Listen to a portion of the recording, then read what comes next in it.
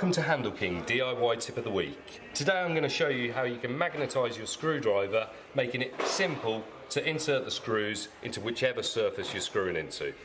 Take a magnet and place it on the shaft of your screwdriver, like so. And as you'll see, the screw will simply sit on the head of your screwdriver shaft there, allowing it to easily be offered up to the screw hole and screwed into the surface.